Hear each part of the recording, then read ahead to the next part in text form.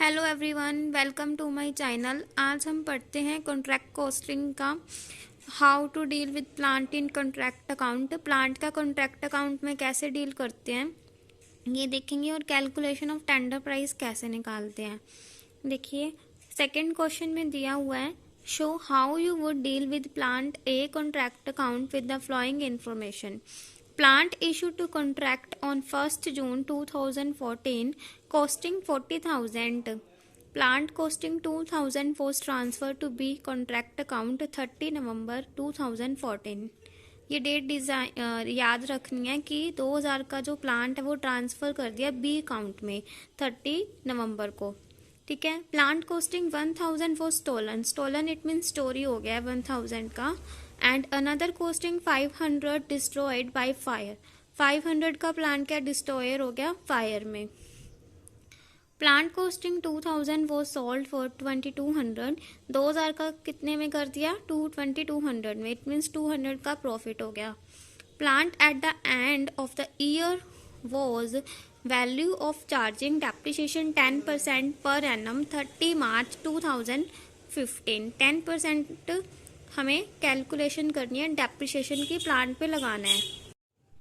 अब ये देखिए, हमने 40,000 का प्लांट इशूड किया था वो डेबिट में लिखेंगे, और प्रॉफिट हुआ था हमें 200 का, क्योंकि 2000 वाला 2200 में सॉल्व कर दिया था। प्रॉफिट डेबिट में लिखते हैं और लॉस होता है तो क्रेडिट में लिखते हैं। ठीक है। प्लांट हमने ट्रांसफ़र किया था कितनी डेट को 30 नवंबर 2014 को 2000 का, तो 2000 पे हमें 10% अप्रिसिएशन कहा था उन्होंने लगाना है, तो 6 मंथ्स हो जाएंगे, 6 मंथ्स का मंथ्स का भी लगेगा, तो इसकी अमाउंट कैलकुलेट करेंगे तो 1900 आएगी। ठीक है। प्लांट स्टोलन हो गया था हमारा 1000 का और डिस्ट्रॉय हो गया था 500 का। प्लांट सोल्ड किया हमने 2200 में with profit. By plant at site कितना हो गया ये निकालना पड़ेगा हमें प्लांट की कैलकुलेशन। ये कैसे निकलेगी, प्लांट इशूड किया था 40,000 का, उसमें से स्टॉलन कितना हो गया 1000 का लेस कर देंगे, डिस्ट्रॉय हो गया 500 का वो लेस कर देंगे, और सोल्ड किया 2000 की अमाउंट थी उतने लेस करेंगे।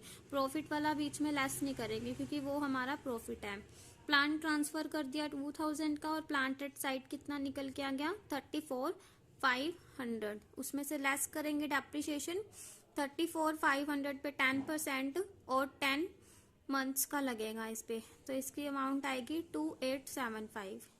डेबिट में से अगर डेबिट वाला ज़्यादा है तो क्रेडिट वाला माइनस करेंगे, अगर क्रेडिट वाला ज़्यादा है तो डेबिट में से माइनस करेंगे, तो ये आंसर आ जाएगा 31625। डेबिट वाला ही ज़्यादा है, 40,200 में से अगर हम क्रेडिट का बैलेंस माइनस करेंगे तो ये आंसर आ जाएगा। ये देखिए, प्लांट एंड साइट ऐसे निकाल लिए, plant issued less stolen less destroy less sold less transfer, plant at site निकल।